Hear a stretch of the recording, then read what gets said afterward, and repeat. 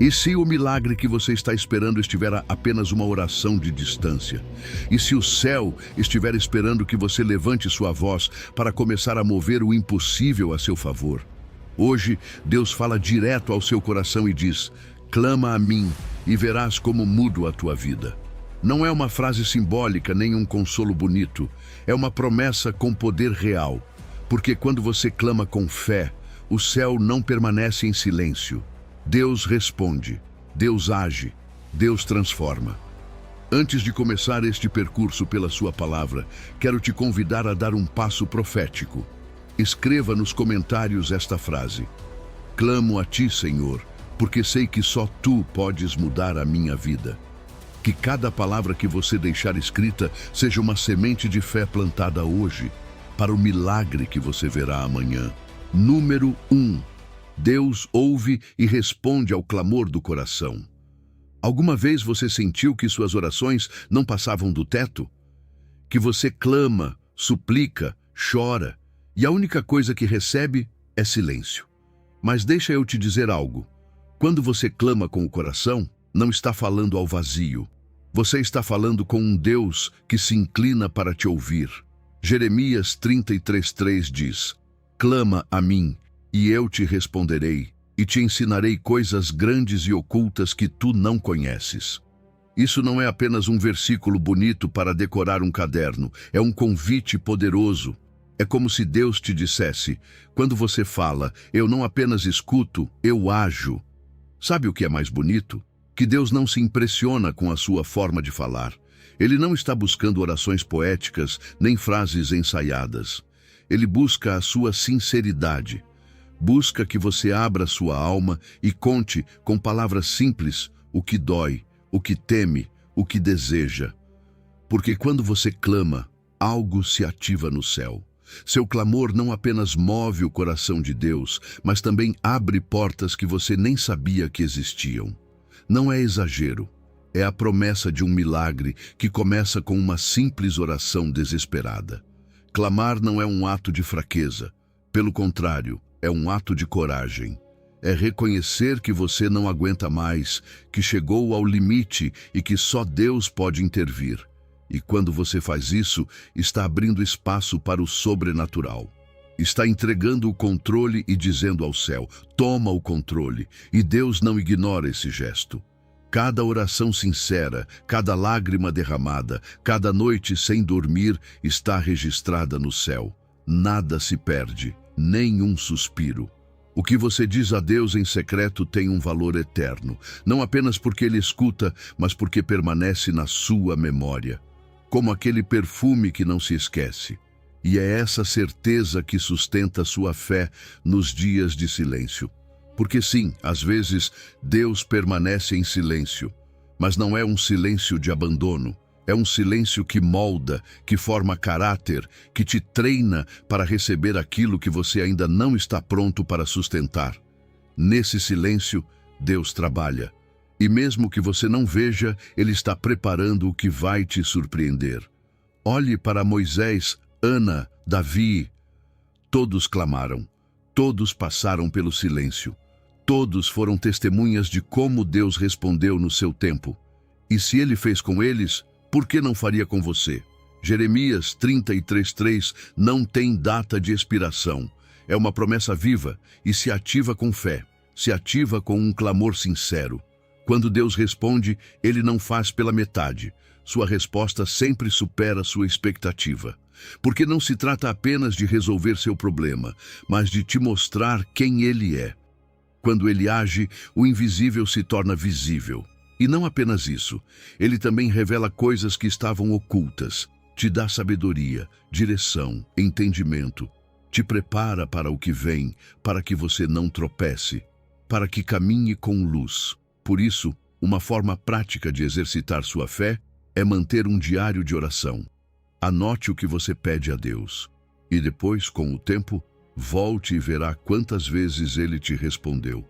Isso alimenta sua fé mais do que 1000 sermões. E se hoje você está esperando, se hoje está à beira de desistir, quero te convidar a clamar mais uma vez. Não amanhã, agora. porque sua próxima oração pode ser aquela que abrirá os céus. Deus te diz hoje: clama a mim, não adie o milagre, não subestime sua voz, porque no céu há um ouvido atento e um coração disposto. Hoje é o dia. Hoje é o momento de levantar seu clamor e ver como o céu se move a seu favor. Número 2. Peça, busque, bata e as portas se abrirão. Peça, busque, bata e se abrirá. Você já ouviu essa frase muitas vezes? Talvez você a tenha sublinhada na sua Bíblia ou a tenha repetido em momentos de angústia. Mas hoje quero que a vejamos como o que realmente é: uma promessa ativa, uma estratégia espiritual que o próprio Jesus nos deixou em Mateus, capítulo 7, versículo 7. Não é uma frase decorativa, é um chamado para agir com perseverança. Observe os 3 verbos que Jesus usa: pedir, buscar e bater. Cada um vai mais profundo que o anterior. Pedir é reconhecer que você precisa de algo. Buscar é se mover com intenção em direção a essa resposta.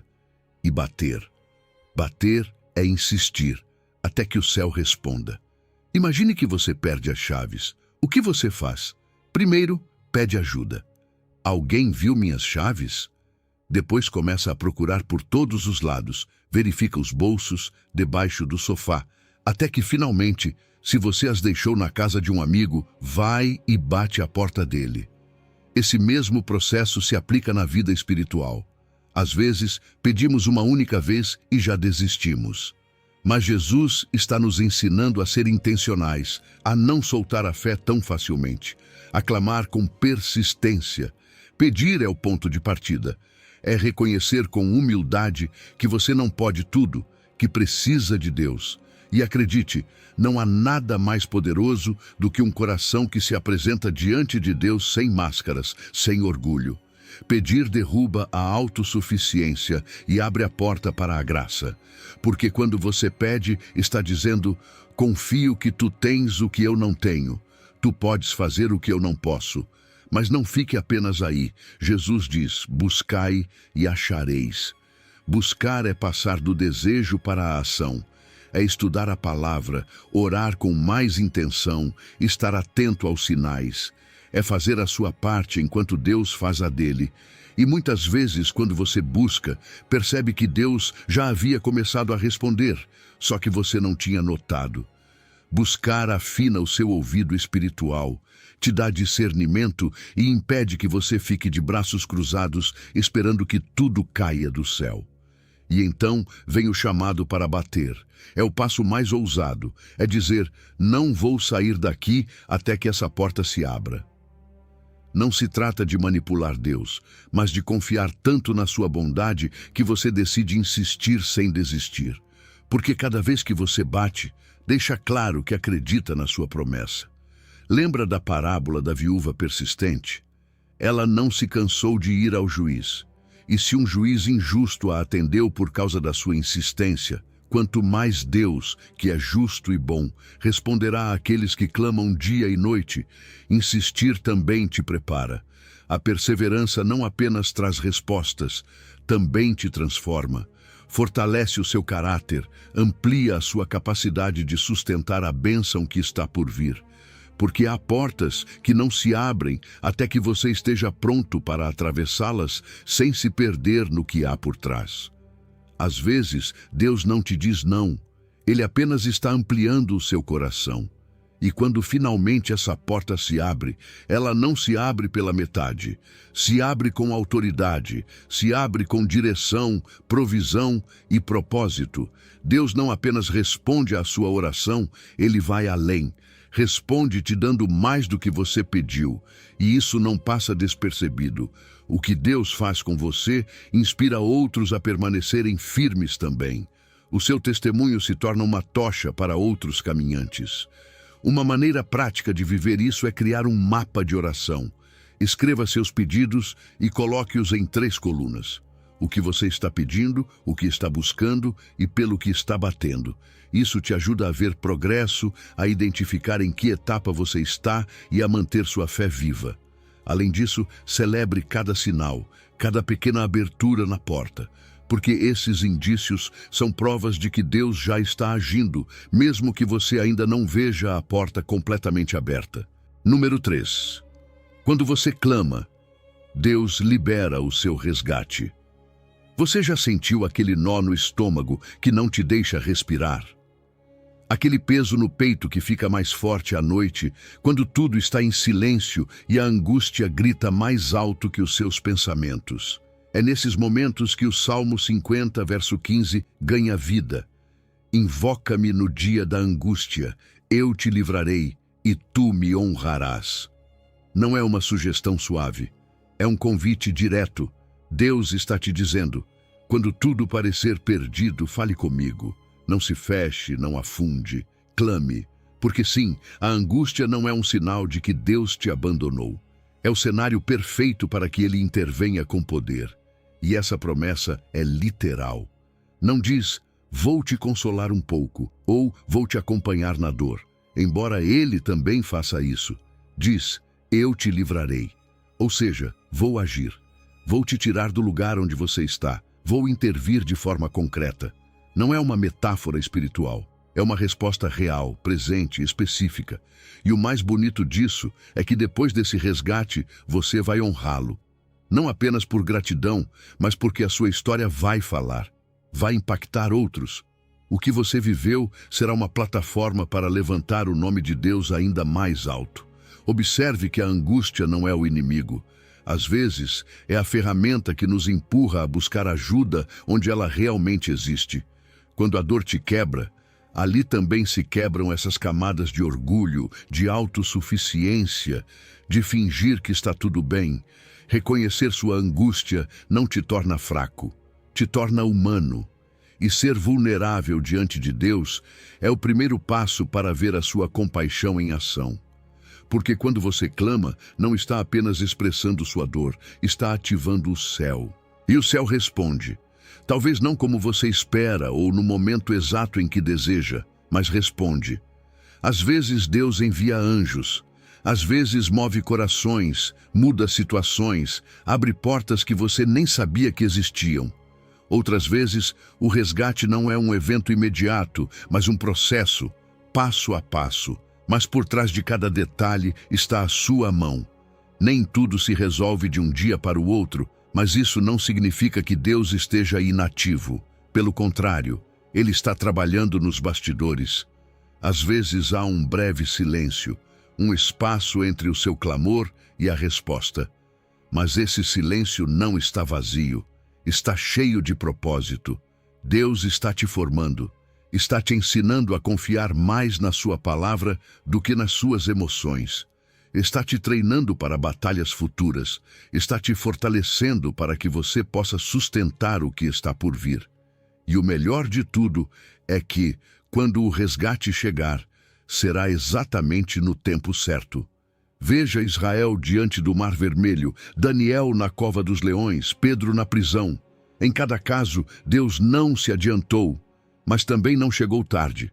O seu tempo perfeito sempre engrandece o milagre. E quando Deus te liberta, Ele faz isso com uma dupla intenção: te abençoar e para que você o honre. Porque sim, o seu testemunho terá poder.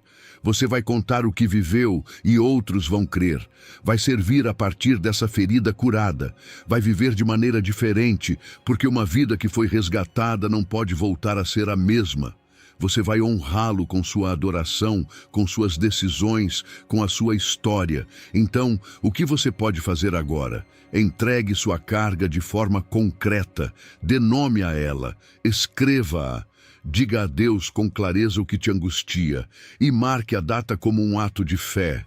Cada vez que a ansiedade voltar, volte você também a entregá-la. E repita em voz alta a promessa do Salmo 50:15. Declare-a com convicção. Treine sua boca para falar esperança, não queixas. Hoje pode ser esse dia de angústia que Deus usará para mostrar sua glória na sua vida. Não se feche, não se cale, clame, porque o resgate já está a caminho e a sua história será uma bandeira de honra para Deus. Número 4. Deus ouve e liberta os que clamam com fé. Quando você ora, realmente acredita que Deus está te ouvindo? Porque o Salmo 34, versículo 17, deixa isso claro. Clamam os justos, e o Senhor ouve e os livra de todas as suas angústias. Não diz que alguns clamores se perdem no vento, nem que Deus responde apenas aos mais espirituais. Diz que Ele ouve, sempre. E não apenas isso, também liberta. Isso significa que a sua oração não é apenas ouvida, é respondida com ação. E aqui vai algo importante. Quando diz os justos, não está falando de pessoas perfeitas. Está falando daqueles que foram justificados pela graça, os que confiam em Deus com sinceridade. Ou seja, você e eu quando nos aproximamos com um coração honesto. E o que inclui todas as suas angústias. Tudo. Não apenas as grandes tragédias, mas também as pequenas coisas que às vezes nem mencionamos porque sentimos que não são tão importantes. Mas para Deus não existe problema pequeno se isso te dói. Ele está atento a tudo o que te rouba a paz, desde aquela preocupação financeira que não te deixa dormir, até aquele sentimento de solidão que você esconde atrás de um sorriso. Agora, como é esse clamor que Deus realmente ouve? Não é um monólogo repetido sem alma. É uma oração com fé, com expectativa. É crer que ao falar, algo se move no céu. Porque quando você ora esperando uma resposta, sua fé se ativa como um sinal claro. Confio que Ele vai fazer algo. Mas se você ora com dúvida constante, como quem fala apenas por hábito, essa voz vai se apagando.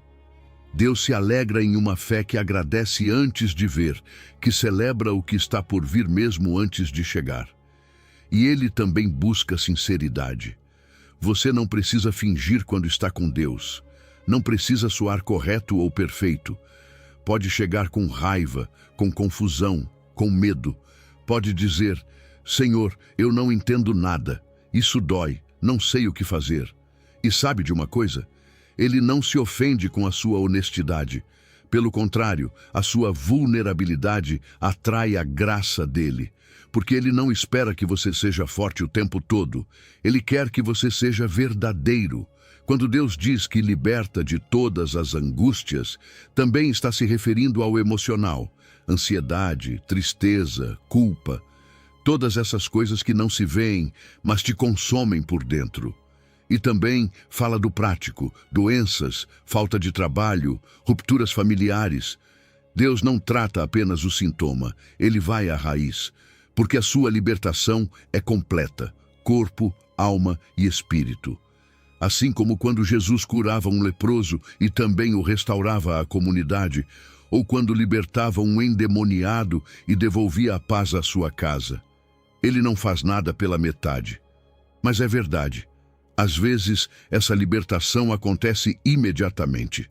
Outras vezes, leva tempo.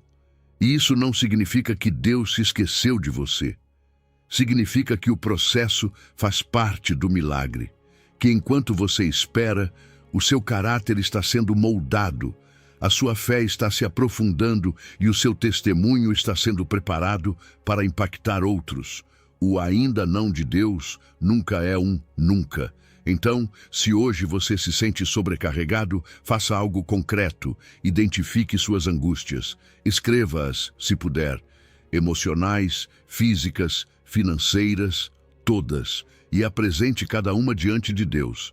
Fale com Ele sobre isso como falaria com seu pai, porque é exatamente isso que você está fazendo.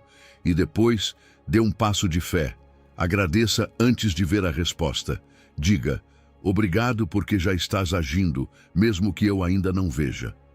Esse tipo de gratidão alinha o seu coração com a esperança e mantém acesa a chama enquanto a resposta chega. Deus ouve, sempre. Não importa quantas vezes você já tenha orado, não importa se sente que nada muda. Se você clama com fé, Deus te liberta. Não de algumas, mas de todas as suas angústias.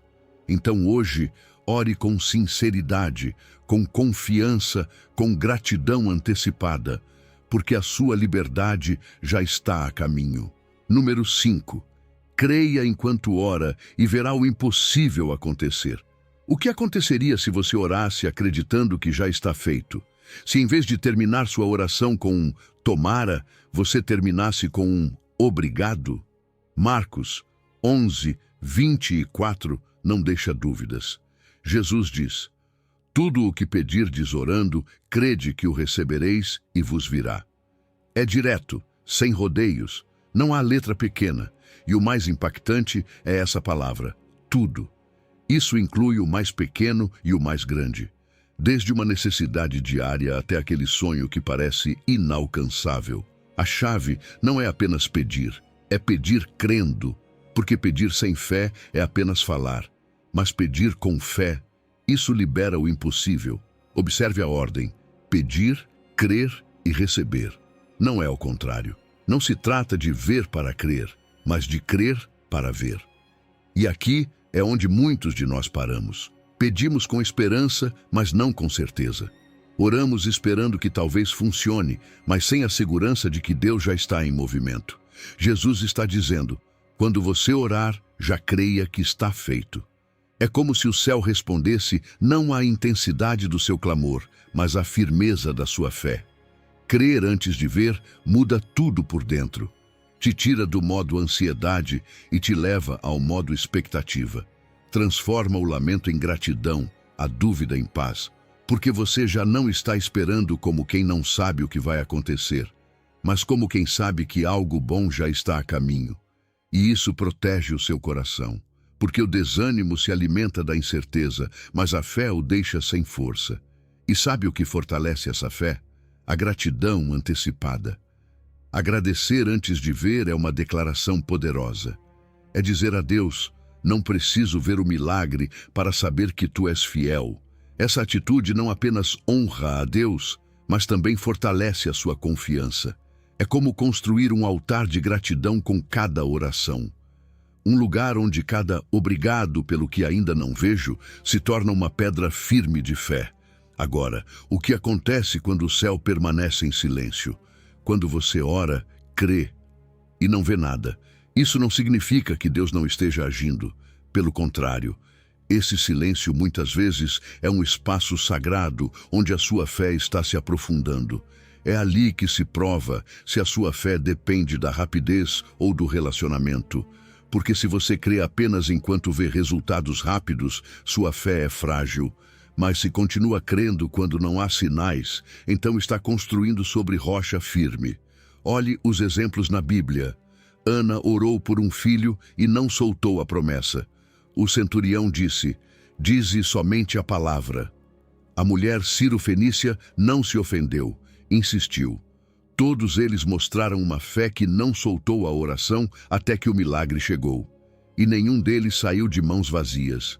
Deus honra a fé que persevera. E quando Ele age, não apenas dá o que foi pedido, muitas vezes acrescenta ainda mais. Deus não apenas curou o paralítico, também lhe perdoou os pecados e o usou como testemunho público, porque é isso que Deus faz. Toma o seu clamor e o transforma em um milagre que traz expansão, propósito e glória para o seu nome. O impossível se torna plataforma para que outros também creiam. Então, o que você pode fazer hoje? Comece a construir o seu altar de gratidão. Anote seus pedidos, mas ao lado escreva: obrigado porque já está feito.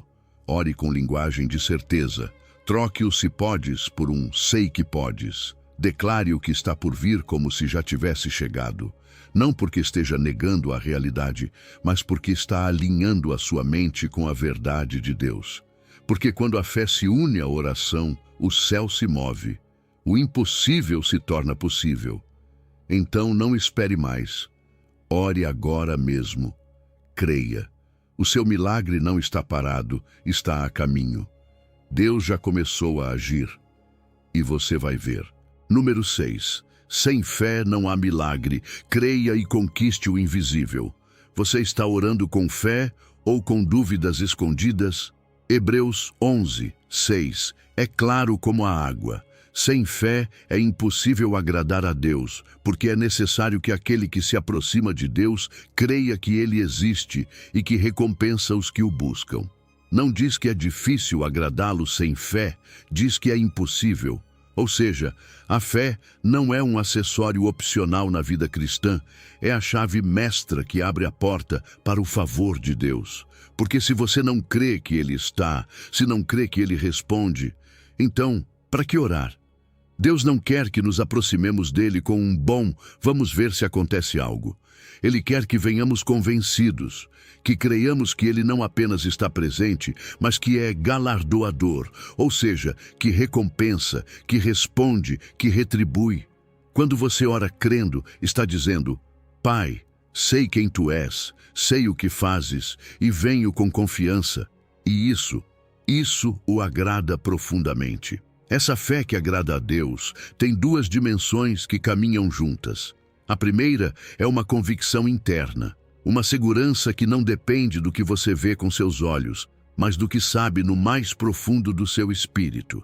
É essa certeza que te mantém firme quando tudo ao redor parece tremer, quando não há sinais externos, mas dentro de você algo grita: Deus vai fazer. Essa convicção transforma sua incerteza em uma esperança firme e se alimenta não de emoções, mas da palavra. Quando você mergulha no que Deus já disse, sua imaginação espiritual se desperta e você começa a visualizar o que ainda não chegou, como se já estivesse acontecendo. A segunda dimensão é a busca perseverante, não uma oração passageira, não uma busca casual. É essa insistência diária, essa atitude de dizer: Senhor, aqui estou outra vez, não me canso, não vou embora. Cada dia que você continua buscando, sua fé ganha profundidade. E mesmo que não perceba, você está acumulando frutos no céu. Porque Deus não ignora a sua constância. Na verdade, muitas vezes a recompensa que Ele prepara é maior do que aquilo que você pediu no início. Mas você precisava passar por esse processo para que o seu coração estivesse pronto. E aqui está o melhor. Essa recompensa não é apenas algo distante e espiritual. Deus recompensa no visível, no prático. Ele responde com direção, abre caminhos, cura corações, provê onde não havia nada. Mas também, e isso não podemos esquecer, há recompensas eternas. Cada ato de fé hoje está semeando para uma colheita que vai além desta vida. Suas lágrimas de agora se transformarão em uma alegria que não tem prazo de validade. Então, se você sente que sua fé está fraca, faça este exercício simples de 3 passos. Primeiro, confesse quem Deus é. Diga com suas palavras: Tu és meu Pai, meu provedor, meu curador, meu refúgio. Segundo, declare o que espera receber. Não tenha medo de ser específico. Senhor, creio que vais abrir esta porta. Creio que vais restaurar isso.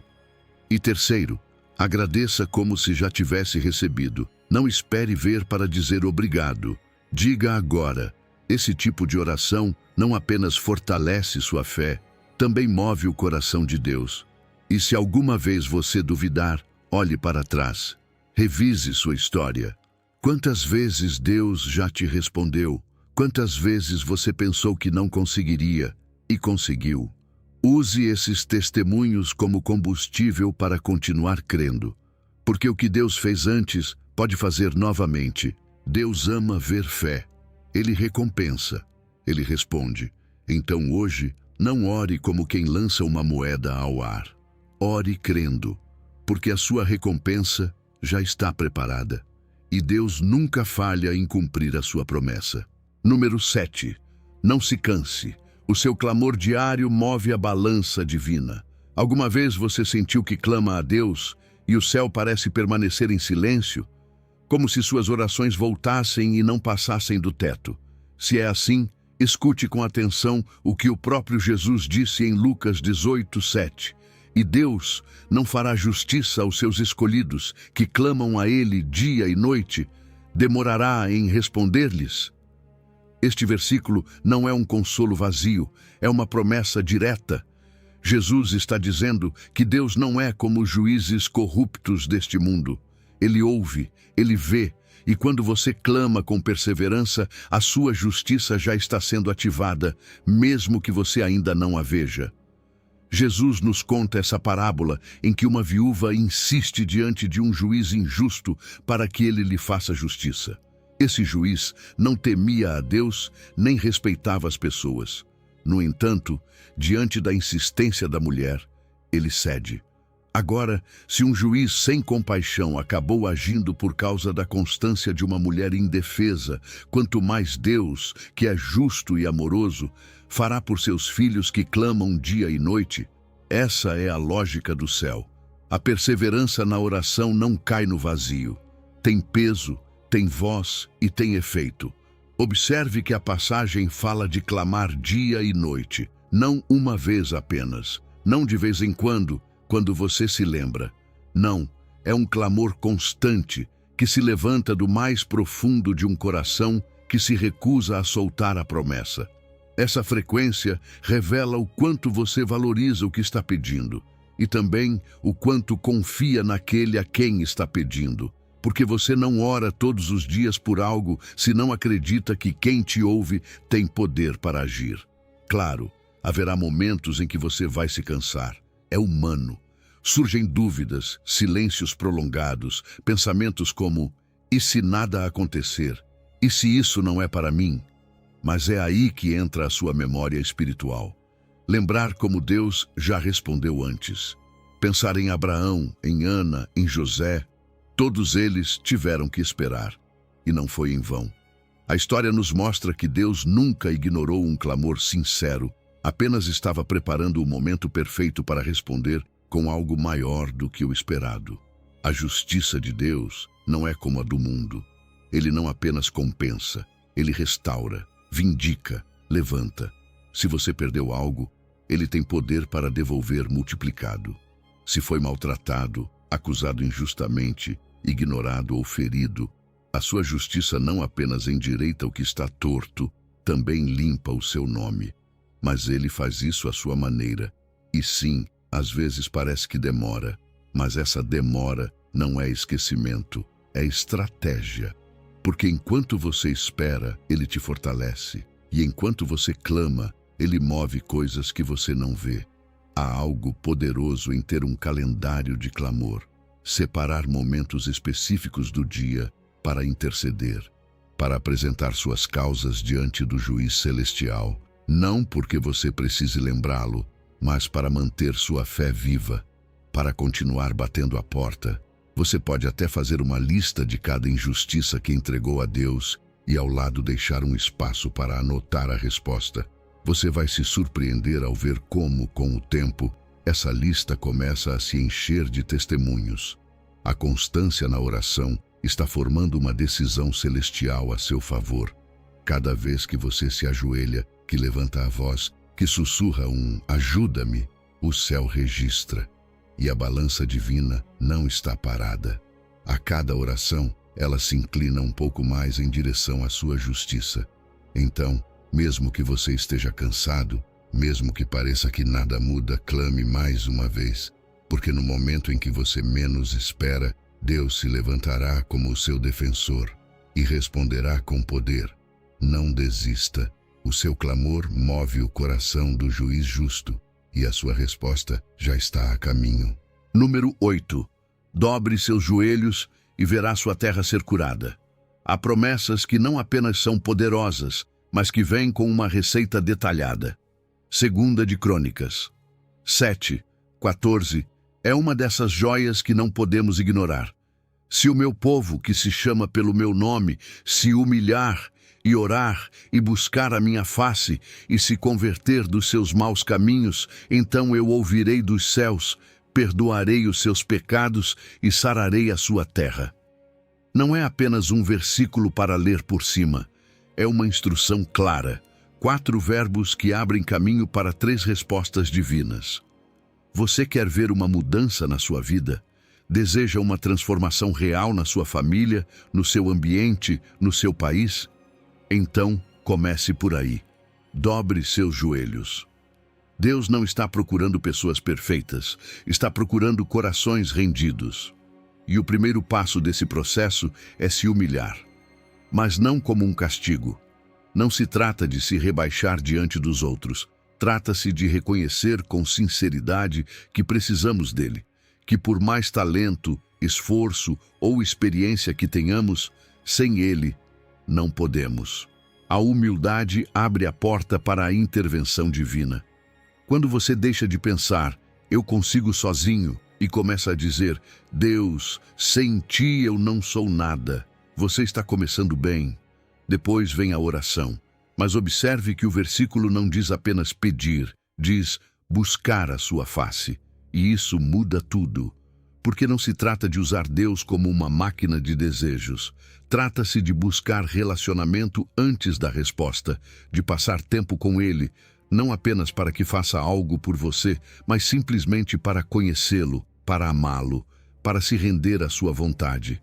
Quando você busca a sua face, o seu coração se alinha, a sua perspectiva muda e a sua oração deixa de ser uma lista de necessidades para se tornar um diálogo íntimo com o seu Pai. Depois vem o passo que muitos evitam, converter-se. Não apenas sentir culpa, não apenas pedir perdão. Converter-se é dar uma volta completa, é dizer, eu estava caminhando nessa direção, mas não mais. É tomar decisões concretas, práticas, que refletem uma mudança real. É alinhar a sua vida com aquilo que você sabe que agrada a Deus. E sim, às vezes custa, porque implica deixar coisas para trás. Mas cada passo de obediência traz libertação. Cada renúncia cura. Cada ato de obediência prepara o terreno para o milagre. E aqui vem a parte mais gloriosa. Deus promete 3 coisas em resposta a esses passos. Primeiro, ouvir dos céus. Não de longe, não com indiferença. Deus inclina o seu ouvido quando um coração se humilha e ora de verdade. Segundo, perdoar. Não importa quão sujo você se sinta, o seu perdão apaga, limpa e restaura. E terceiro, curar a terra. E quando ele fala de terra, não se refere apenas ao solo. Refere-se a tudo o que faz parte da sua vida, seus relacionamentos, sua saúde emocional, suas finanças, seus projetos, sua nação. Uma terra curada começa com um coração restaurado. Quer colocar isso em prática? Faça um jejum de orgulho. Separe um dia para servir alguém sem buscar reconhecimento. Faça isso em secreto. Ajude, limpe, visite, ligue, ore por alguém, mas sem contar a ninguém. Deixe que esse dia seja uma oferta de humildade. E depois, faça uma avaliação espiritual. Pergunte a si mesmo, que caminhos devo abandonar? Que hábitos estão apagando o meu fogo espiritual? E não pare aí. Crie um plano, defina datas, fale com alguém de confiança que te acompanhe nessa mudança. Porque no final das contas, o milagre coletivo que tanto desejamos começa com um ato pessoal. Se você quer ver sua família restaurada, sua comunidade transformada, seu país curado, comece com você. Dobre seus joelhos. Não espere que os outros mudem. Seja você o primeiro a buscar a face de Deus com todo o coração. Porque quando alguém se humilha, ora, busca e se converte, o céu responde. Deus ouve, Deus perdoa, Deus cura. E quando isso acontece, tudo começa a florescer. Número 9. Quando o seu interior se quebra, Deus se inclina para curar. Alguma vez você sentiu que não aguentava mais? Que por dentro algo se quebrou tão forte que você não sabia como juntar os pedaços? Se você já esteve aí, esta mensagem é para você. Porque Salmo 34:18 não te aponta, não te julga, não te pede que se levante rápido e finja que está tudo bem. Pelo contrário, diz, perto está o Senhor dos que têm o coração quebrantado e salva os contritos de espírito. Percebe? Deus não se afasta quando você está quebrado. Ele se aproxima. Muitos pensam que precisam estar bem para falar com Deus, que precisam chegar com palavras bonitas, com um sorriso no rosto, como se Ele não pudesse ver o que realmente está acontecendo por dentro. Mas o mais lindo deste versículo é que ele nos lembra que é justamente na dor que a sua presença se torna mais real. A sua fragilidade não o assusta, o comove. Ele não exige aparência, mas autenticidade. Deus não está esperando você se consertar para se aproximar. Ele está esperando que você reconheça que está quebrado para te abraçar. Porque sim, o milagre prometido na sua vida não começa com força nem com grandes atos. Começa com quebrantamento, com aquele momento em que, com lágrimas nos olhos, você diz: Senhor, eu não aguento mais. Esse instante não é fraqueza, é semente. É o início de uma restauração que não apenas te levanta, mas também transforma suas lágrimas em testemunho para outros. A proximidade de Deus transforma a dor em propósito. A sua ferida, quando você a entrega, pode se tornar uma história que cura outros mais adiante. E o que significa estar verdadeiramente quebrantado? Não é viver esmagado pela culpa, nem afundado em uma tristeza eterna. É ter a coragem de reconhecer seus limites sem se condenar. É sentir o peso real do que você perdeu, do que te falhou, do que doeu, mas sem ficar preso nisso. É tirar as máscaras. É deixar de fingir que está tudo bem e abrir o coração para que Deus faça algo novo. Porque quando alguém se quebra, o orgulho se amolece.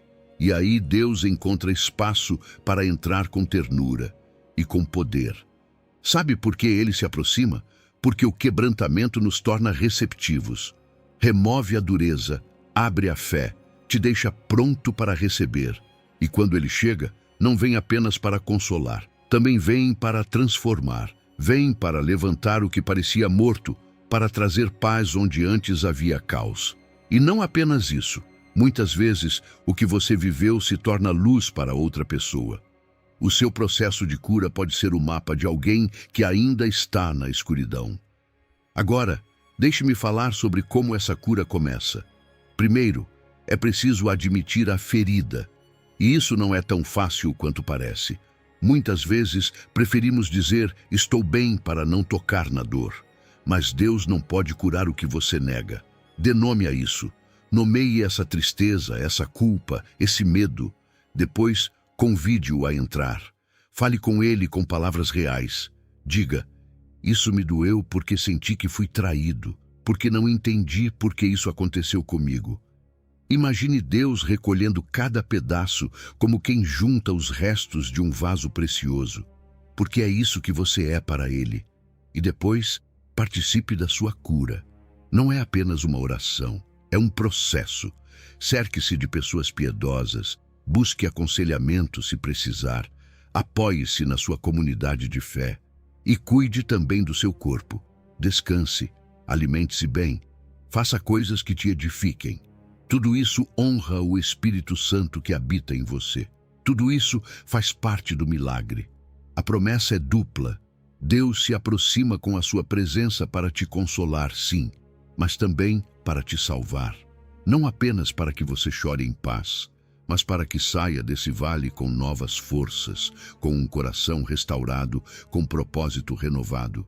Faça algo prático hoje. Escreva uma carta com tudo o que dói. Leia em oração. Chore se for necessário. E depois, rasgue-a como símbolo de entrega. E a cada manhã, repita esta verdade: não estou sozinho. Deus está perto e me salva. Porque mesmo que o seu mundo interior tenha se quebrado, Deus não foi embora. Pelo contrário, Ele se inclinou. Ele se aproximou. E agora mesmo, enquanto você lê isso, está começando a curar o que parecia impossível. Número 10. Deposite a sua carga. Ele cuida de você com amor perfeito. Alguma vez você sentiu que carrega tanto dentro de si que já não sabe como continuar caminhando? Como se estivesse arrastando uma mochila invisível, mas cheia de pedras que ninguém mais vê. Então deixa eu te dizer algo que pode mudar o seu dia, ou talvez a sua vida inteira. Você não precisa carregar isso sozinho. Em 1 de Pedro 5, Deus nos faz um convite direto e poderoso, lançando sobre Ele toda a vossa ansiedade, porque Ele tem cuidado de vós. Não diz algumas preocupações, não diz as que você acha que valem a pena. Diz toda, cada uma, a maior e a menor. E o mais forte deste versículo é que não se trata apenas de falar com Deus, trata-se de transferir o peso. É como se Ele estivesse te dizendo: me entrega isso, eu cuido. não é um gesto simbólico, é uma ação espiritual real. Lançar a sua ansiedade sobre Deus significa soltar o que tira a sua paz e colocar nas mãos de alguém que sabe exatamente o que fazer com isso. Ele não apenas recebe, ele cuida de você, não de forma genérica, não como alguém que administra uma lista de milhares. Não, ele cuida de você pelo nome, sabe exatamente como lidar com aquilo que está tirando o seu sono. Agora, como fazer isso na prática? Visualize, ore e diga a Deus com detalhes o que você está entregando. Nomeie. Senhor, eu te entrego o meu medo de não ter o suficiente, te entrego esta preocupação com a minha saúde, te entrego a tensão na minha família. E enquanto fala, imagine colocando cada uma dessas cargas nas mãos do Pai. Não esconda nada, porque toda ansiedade também inclui aquilo que você acha que não é tão importante. Se pesa para você, importa para Ele. E aqui está o ponto-chave. Soltar a carga não é passividade, não é pronto, entreguei e agora não faço nada. Não, é um ato de fé ativa. É dizer, eu solto, mas também confio. E essa confiança está baseada em quem Ele é. Deus é Pai amoroso, pastor que guia, arquiteto que desenha um futuro cheio de esperança. O histórico de fidelidade dele é perfeito. Se você olhar para trás, verá momentos em que ele também te sustentou, mesmo que naquele instante você não tenha percebido. Mas cuidado com isso. Depois de soltar, não pegue a carga de volta. Já aconteceu com você? Você entrega em oração e 10 minutos depois já está preocupado outra vez. Isso se chama preocupação reciclada. E é preciso fechar essa porta. Como? Com gratidão. Cada vez que a ansiedade tentar voltar, troque o pensamento por um de gratidão. Obrigado, Deus, porque isso já está em tuas mãos. Obrigado porque tu estás agindo, mesmo que eu ainda não veja. E o que acontece quando você realmente solta a carga? Acontece algo incrível. Sua mente se estabiliza. Você já não fica tão nublado pelos e se do futuro. Tem mais clareza para tomar decisões. Seu descanso melhora. O sono se torna mais profundo, não porque tudo esteja resolvido, mas porque você sabe quem está no controle. E o mais bonito, suas forças são renovadas. A energia que antes você gastava se preocupando agora se libera para avançar, criar, servir, sonhar, viver. Você até se torna mais sensível para perceber as oportunidades que Deus coloca no seu caminho. Porque agora você está presente, não preso em uma tempestade mental. Te proponho algo prático. Comece um hábito diário em 3 momentos. Pela manhã, entregue em oração aquilo que pesa. Ao meio-dia, faça uma pausa breve e agradeça pelo que Deus já está fazendo, mesmo que você não veja. E à noite, revise o seu dia e anote ao menos um sinal de que Ele cuidou de você. Pode ser uma ligação inesperada, um descanso que você precisava, uma palavra que te fortaleceu. E se a ansiedade insistir, faça este exercício de respiração bíblica. Inspire enquanto repete, Ele cuida, e expire dizendo, da minha ansiedade. Faça com calma, faça crendo. Número 11. Ore com paixão e justiça. Você verá resultados poderosos. Você já se perguntou por que algumas orações parecem mover o céu e outras simplesmente soam como palavras lançadas ao ar? Tiago 5:16 nos dá uma chave que não podemos ignorar. A oração eficaz do justo pode muito. Não diz a oração longa, nem a que usa palavras elegantes, nem a que se repete 100 vezes. Diz eficaz. E essa palavra muda tudo, porque está falando de uma oração que não apenas soa, mas impacta, que não apenas se diz, mas transforma realidades. E aqui vem o interessante. Não basta orar. Existe uma combinação poderosa que ativa esse tipo de oração. Justiça mais fervor. A justiça não significa perfeição.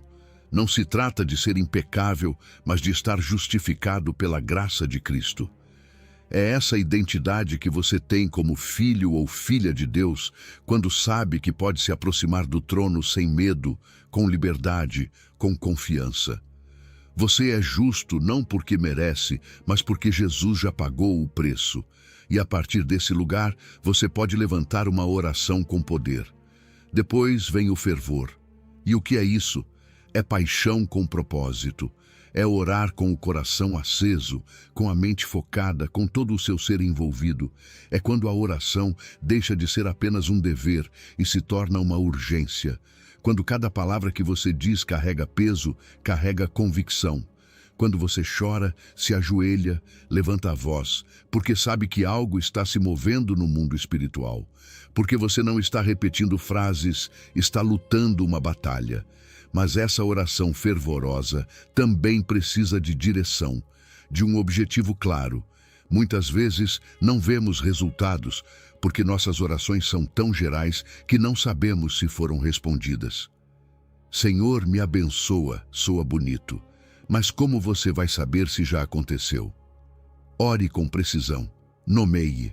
Senhor, te peço sabedoria para este projeto. Te suplico cura para esta pessoa. Clamo por reconciliação nesta relação. Quando você faz isso, consegue medir, ver progresso e, muito importante, celebrar o que Deus vai fazendo passo a passo. Observe que no mesmo texto, Tiago dá o exemplo de Elias, um homem que, como diz a palavra, era sujeito às mesmas paixões que nós.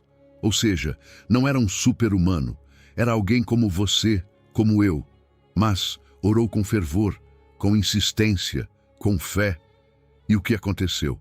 A chuva parou.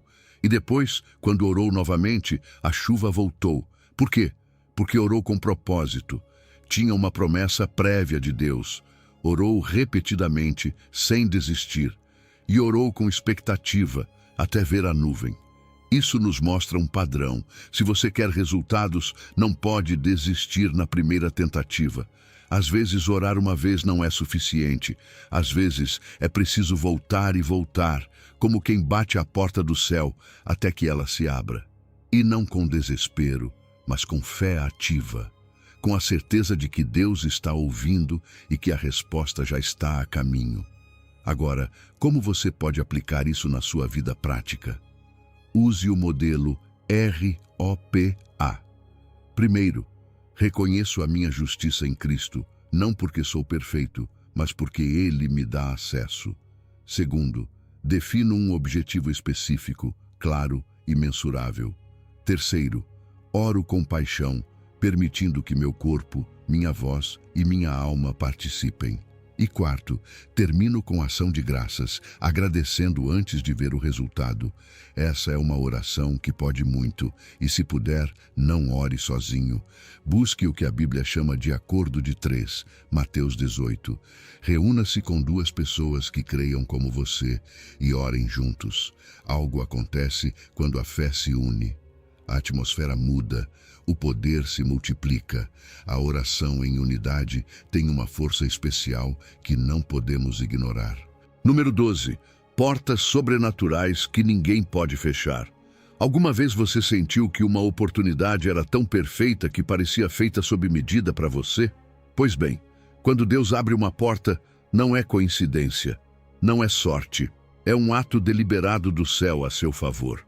Apocalipse 3:8 diz: Eis que tenho posto diante de ti uma porta aberta, a qual ninguém pode fechar. Observe essa palavra, ninguém. Isso inclui pessoas, circunstâncias, erros do passado e até o inimigo. Quando Deus diz, abre, não há força que possa impedir. Porque a autoridade final sobre tempos, caminhos e chamados pertence a Ele, não aos homens. E essa porta não é apenas uma ideia simbólica. Às vezes é um novo trabalho, um relacionamento restaurado, uma conexão divina, uma expansão no seu chamado ou uma saída milagrosa de algo que parecia sem solução. Quando Deus abre uma porta, ela é estratégica, tem propósito. Não é apenas para te abençoar, mas para que, através de você, o seu reino avance. E quando Ele abre algo, não faz pela metade. vem com garantia de sustentação, de cobertura, de respaldo, porque ele não apenas inicia caminhos, também os mantém. Agora, algo que às vezes é difícil entender. A porta divina chega no tempo perfeito, nem antes, nem depois. Exatamente quando o seu coração, o seu caráter e a sua fé foram preparados para atravessá-la, porque Deus não quer que você entre em uma estação para a qual ainda não está pronto. Assim como você não daria as chaves de um carro a uma criança, Deus também não entrega portas abertas fora do tempo. Ele espera que você esteja maduro, firme, confiante, e quando esse momento chega, a porta aparece. E ninguém pode fechá-la. Essa porta também está alinhada com o propósito. Não é qualquer opção. Não é apenas algo confortável ou bonito. É algo que, além de te beneficiar, honra a Deus, que te edifica e, ao mesmo tempo, abençoa outros. Não é uma saída egoísta, é uma expansão do reino. E por isso vem acompanhada de paz. Uma paz que não se explica pela lógica humana. Você pode estar enfrentando muitas dúvidas externas, mas por dentro sabe que é o caminho certo. Já aconteceu com você? Essa paz é um dos sinais mais claros de que é a porta dele. Mas atenção, nem todas as portas que se abrem são divinas. Algumas são humanas, ou até armadilhas disfarçadas de bênção. Como discernir? As portas de Deus não são forçadas. Você não precisa manipular, pressionar, nem comprometer seus princípios para mantê-las abertas. Elas produzem fruto duradouro. São confirmadas pela palavra, por conselhos sábios e pela paz. Já uma porta que não vem de Deus te desgasta só para permanecer aberta. E embora no início pareça brilhante, não produz fruto verdadeiro. Por isso é tão importante pedir discernimento. Uma forma de fazer isso é orar a chave mestra. Senhor, abre apenas o que vem de ti e fecha tudo o que não me pertence. Essa oração, embora simples, é poderosa, porque te posiciona em humildade e dependência. Você reconhece que nem tudo o que brilha é ouro, e que somente Deus sabe qual é a porta que te levará ao destino correto. Faça essa oração antes de tomar grandes decisões, antes de aceitar propostas, de assumir compromissos, de iniciar novos caminhos. Peça confirmação. E não tenha pressa. O que vem de Deus não precisa de ansiedade. Faça também um exercício prático. Pegue essas decisões que você tem pendentes e examine-as à luz dos sinais que mencionamos. Traz paz? Precisa ser forçada? Te afasta ou te aproxima mais de Deus? Confirma o que a palavra já ensina. Se a resposta te leva a descanso e propósito, prepare-se, porque provavelmente essa é a porta aberta que ninguém poderá fechar.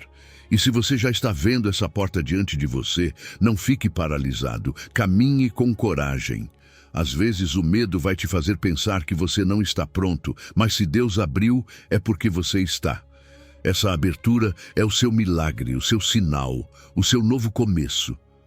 Então avance sem duvidar, porque se Deus colocou isso diante de você, Ele já preparou também o que está do outro lado.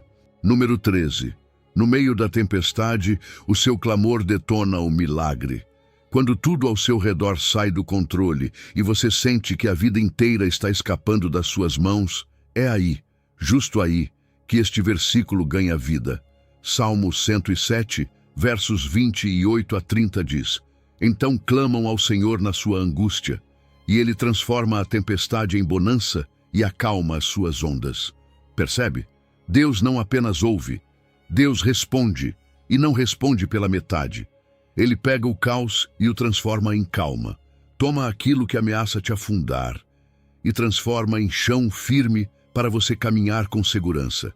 Essa cena de tempestade é muito mais do que uma metáfora bonita. É uma imagem direta do que todos nós vivemos em algum momento. Uma crise que chega sem aviso, um diagnóstico inesperado, um conflito familiar fora de controle, um problema financeiro que tira o seu sono. As ondas podem assumir muitas formas. Às vezes vem no emocional, ansiedade que transborda, noites sem dormir, pensamentos que não param. Às vezes são circunstâncias, Más notícias em sequência que te fazem sentir que não aguenta mais. E outras vezes são espirituais. Aquela sensação de que Deus está em silêncio, de que você está sozinho no barco. Mas sabe qual é o maior risco? Tentar atravessar a tempestade sem clamar. Porque quando você não clama, cai no desespero. E quando está desesperado, costuma tomar decisões impulsivas, agir por medo, se isolar. Isso não apenas piora a tempestade, também te afasta do único que pode acalmá-la. Por isso, o clamor não é apenas um recurso, é um salva-vidas. É o ato de fé que diz: não tenho o controle, mas sei quem tem. E não é qualquer clamor, é no meio da tempestade, no ponto mais alto da onda. Quando parece que já é tarde, quando tudo treme. Esse tipo de clamor não é uma repetição mecânica, é uma declaração de confiança. Porque clamar quando tudo parece perdido, isso é fé genuína. E não se trata de gritar com a tempestade, mas de falar com o capitão, com aquele que tem autoridade sobre o vento e o mar. Às vezes gastamos muita energia falando com o problema, quando o que realmente muda tudo é falar com o Deus que domina os elementos. E o que acontece quando você clama? O texto diz claramente 3 coisas. Primeiro vem a calma externa. A tempestade que parecia imparável começa a se acalmar. O que parecia impossível de resolver começa a se organizar. Segundo, chega a paz interna. Mesmo que tudo ainda esteja turbulento por fora, dentro de você se instala uma confiança que não se explica. E terceiro, o rumo é restaurado. Deus te dá a direção, mostra por onde seguir. Não apenas te resgata, te redireciona. E aqui está o mais bonito. Quando tudo passa, quando o mar se acalma, isso se transforma em testemunho. Não foi apenas uma tempestade, foi uma história de intervenção divina. Por isso é tão importante registrar o que você viveu. Lembrar como se sentia, como clamou e como Deus respondeu. Isso se torna um capítulo da sua história com Ele. E quando você conta, quando compartilha, encoraja outros a clamar também nas próprias tempestades, porque a fé se multiplica. Quando alguém ouve que você clamou e viu o milagre, também se atreve a clamar. O seu testemunho se torna semente em outros, por isso, reserve tempo para anotar suas tempestades. Faça o seu próprio radar espiritual. Escreva como começou, o que você orou, o que Deus fez, e nos momentos difíceis, volte a ler. Isso vai fortalecer a sua alma. E se hoje você está no meio de uma tempestade, faça esta oração simples, mas poderosa. Senhor, acalma aqui e agora. E repita o Salmo 107, 29 sobre a sua situação. Declare com fé: